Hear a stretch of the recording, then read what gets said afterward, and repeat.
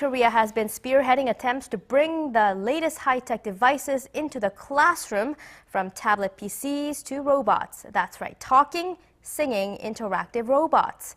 These robotic teaching assistants are now being recruited in the field of special education to help children at home and abroad. Our Paul Lee has more.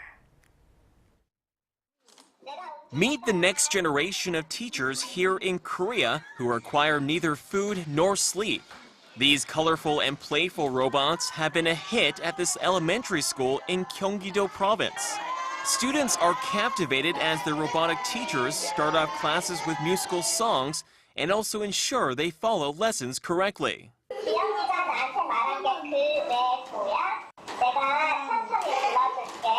It's tremendous progress for the special education class, as kids have quickly grown fond of their new instructors. He listens well and plays together with me. It's been fun studying with Inky. This unique class of robots called Inky was developed by the Korea Institute of Science and Technology. Researchers specifically designed the robots to help young children with learning disabilities, such as autism and ADHD. After a 3-month trial, teachers here say they've seen a dramatic change in their students. As we interact with Inky, there's been a higher desire to make friends and get along with others. And it's not just the learning aspect. I've seen a large effect on the children, from their emotional behavior to even their social skills.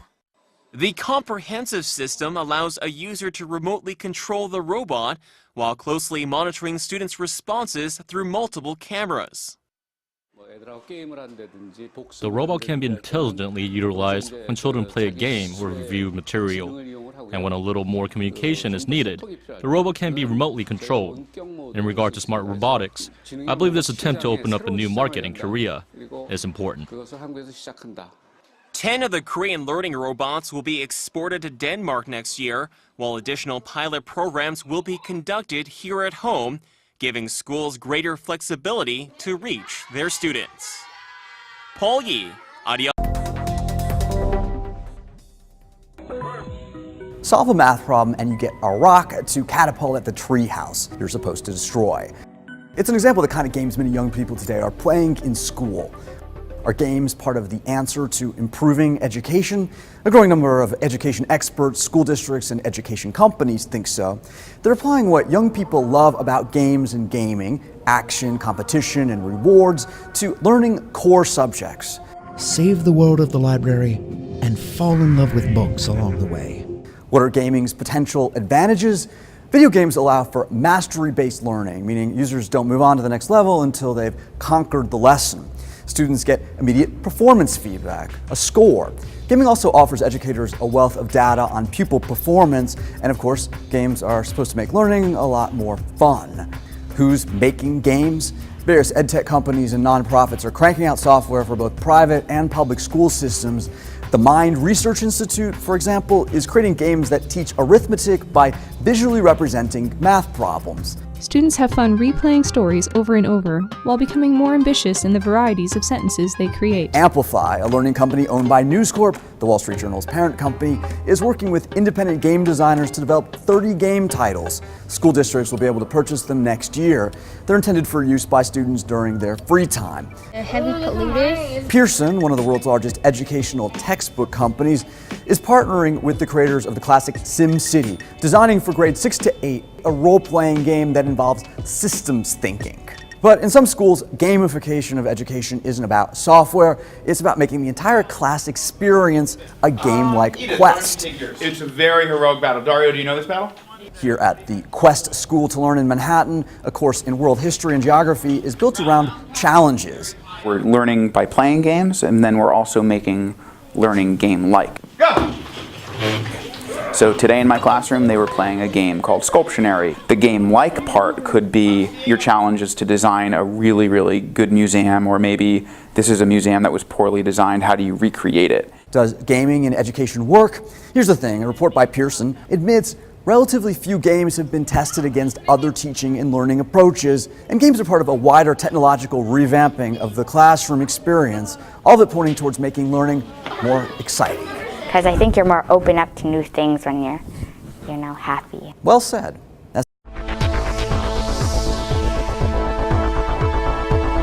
Innovation, motivation, public education. There's a quiet revolution underway inside South Grove Intermediate School.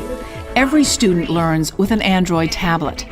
And next year, that revolution spreads as the tablets go district-wide for students elementary through high school. Beech Grove City Schools is a pioneer in providing tablets district-wide for each child. But they're also leading the way by helping teachers teach better and smarter.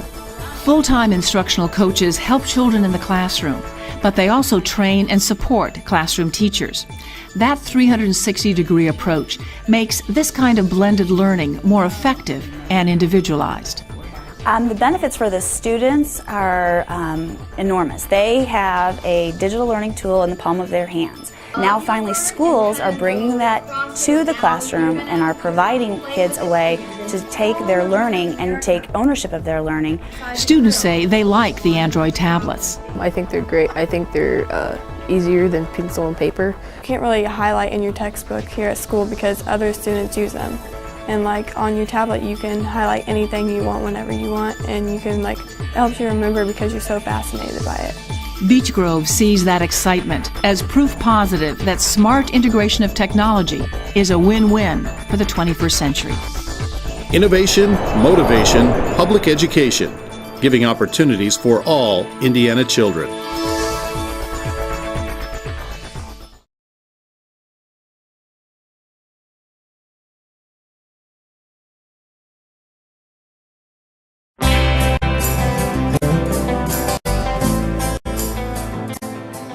Today, class, we're going to be taking a look at the continents of the world.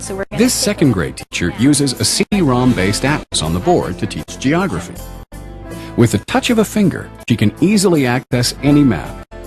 The board's large surface gives everyone in the class a clear view. In this lesson, the teacher uses a pen from a smart pen tray to conceal the names of the continents. She then saves the map and her annotation to Smart Notebook software, which comes free with every board. Now the teacher can ask students to label the continents on the notebook page. These names can be moved around on that page, or even onto another page. I think that students are able to grasp the concepts better when we're interacting with the smartboard, because it's something that they see and they do, and they actually may even get to touch or write. It touches a lot of different parts of their memory that help them to remember and help them to understand. Every time we use it in the classroom, they're excited, they are motivated, they're always wanting to participate. Whenever I ask a question, all the hands go up and they want to play, they want to learn, and they want to touch the smartboard and interact with it. So the students love the smartboard and they love learning with it. Every class should have one because they're really cool.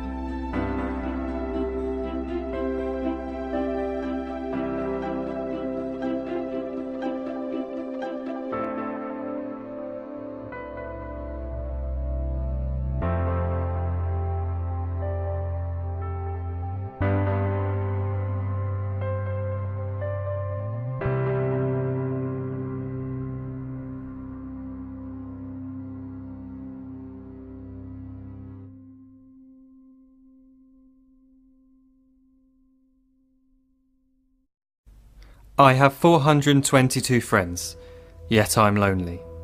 I speak to all of them every day, yet none of them really know me. The problem I have sits in the spaces between looking into their eyes or at a name on a screen. I took a step back and opened my eyes. I looked around and realised that this media we call social is anything but when we open our computers and it's our doors we shut. All this technology we have, it's just an illusion. Community, companionship, a sense of inclusion. Yet when you step away from this device of delusion, you awaken to see a world of confusion. A world where we're slaves to the technology we mastered, where information gets sold by some rich, greedy bastard. A world of self-interest, self-image, self-promotion, where we all share our best bits but leave out the emotion. We're at our most happy with an experience we share, but is it the same if no one is there? Be there for your friends and they'll be there too, but no one will be if a group message will do. We edit and exaggerate, crave adulation. We pretend not to notice the social isolation. We put our words into order until our lives are glistening. We don't even know if anyone is listening. Being alone isn't a problem. Let me just emphasise, if you read a book, paint a picture, or do some exercise, you're being productive and present, not reserved and recluse. You're being awake and attentive and putting your time to good use. So when you're in public and you start to feel alone, put your hands behind your head, step away from the phone. You don't need to stare at your menu or at your contact list. Just talk to one another. Learn to coexist. I can't stand to hear the silence of a busy commuter train where no one wants to talk through the fear of looking insane. We're becoming unsocial. It no longer satisfies to engage with one another and look into someone's eyes. We're surrounded by children who, since they were born, have watched us living like robots and think it's the norm. It's not very likely you'll make world's greatest dad if you can't entertain a child without using an iPad. When I was a child, I'd never be home. Be out with my friends on our bikes, we would roam. I'd wear holes in my trainers and graze up my knees. We'd build our own clubhouse high up in the trees. Now the park's so quiet it gives me a chill. See no children outside and the swings hanging still. There's no skipping, no hopscotch, no church and no steeple. We're a generation of idiots, smartphones and dumb people. So look up from your phone, shut down the display. Take in your surroundings, make the most of today. Just one real connection is all it can take to show you the difference that being there can make. Be there in the moment that she gives you the look that you remember forever as when love overtook. The time she first holds your hand or first kiss your lips. The time you first disagree but still love her to bits. The time you don't have to tell hundreds of what you've just done because you want to share this moment with just this one. The time you'll sell your computer so you can buy a ring for the girl of your dreams who is now the real thing. The time you want to start a family, and the moment when you first hold your little girl and get to fall in love again.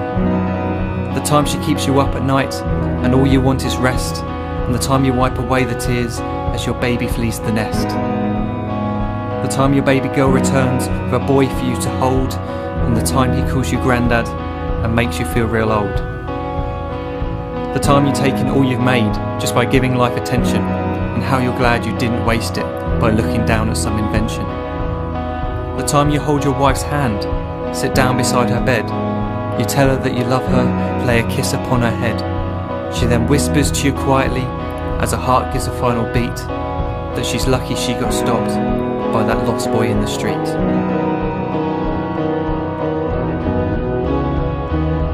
But none of these times ever happened. You never had any of this. When you're too busy looking down, you don't see the chances you miss.